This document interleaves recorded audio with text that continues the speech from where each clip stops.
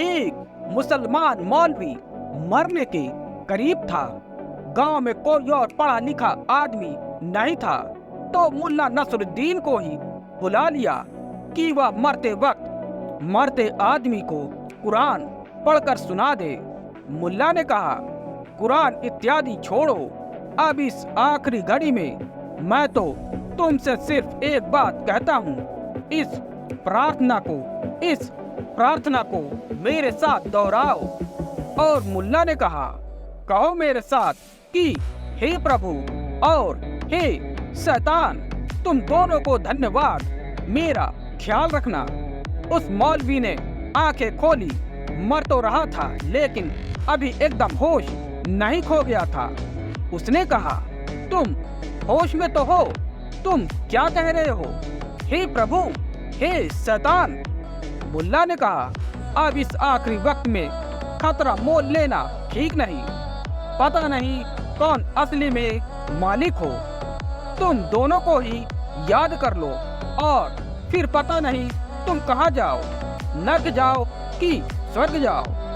नर्क गए तो शैतान नाराज होगा कि तुमने ईश्वर को ही याद किया, मुझे याद नहीं किया। स्वर्ग गए तो स्वर्ग गए तब तो ठीक, लेकिन पक्का कहाँ? और ऐसी घड़ी में कोई भी खतरा मोल लेना ठीक नहीं, जोखिम मोल लेना ठीक नहीं। तुम दोनों को ही खुश कर लो, राजनीति से काम लो थोड़ा।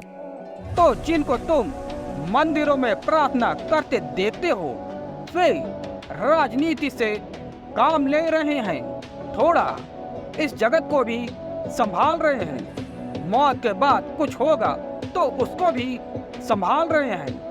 नहीं हुआ तो कुछ हर्ज नहीं, लेकिन अगर हुआ फिर इस जगत में भी सहारा चाहिए। अकेले बहुत कमजोर हैं, तो आदमी सहारे की आकांक्षा से ईश्वर को मान लेता है, लेकिन यह कोई आस्था नहीं है, यह कोई श्रद्धा नहीं है। जब तक ईश्वर की धारणा का तुम कोई उपयोग कर रहे हो, तब तक आस्था नहीं है। जब ईश्वर की धारणा तुम्हारे आनंद का अहोभाव हो, जब तुम्हारा कोई भी संबंध ईश्वर से कुछ लेने देने का ना रह जाए, कुछ मांगने का ना रह जाए, भिखमंगेपन का ना रह जाए, जब तुम्हारे और ईश्वर के बीच प्रेम की धार बहने लगे जो कुछ भी मांगती नहीं, जब तुम्हारे और ईश्वर के बीच एक संगीत का जन्म हो, तुम्हारी वीणा उसकी वीणा के साथ मैच करने लगे, तुम्हारा कंठ उसके कंठ के साथ बंध जाए, तुम्हारे प्राण उसके छंद में नाचने लगे। इसके पार कुछ न पाना है न खोना है, तब आस्था। लेकिन ऐसी आस्था तो उन्हीं को मिलती है जो सब तरह की नास्तिकता को काटकर सब तरह की नास्तिकता से गुजर कर निकले।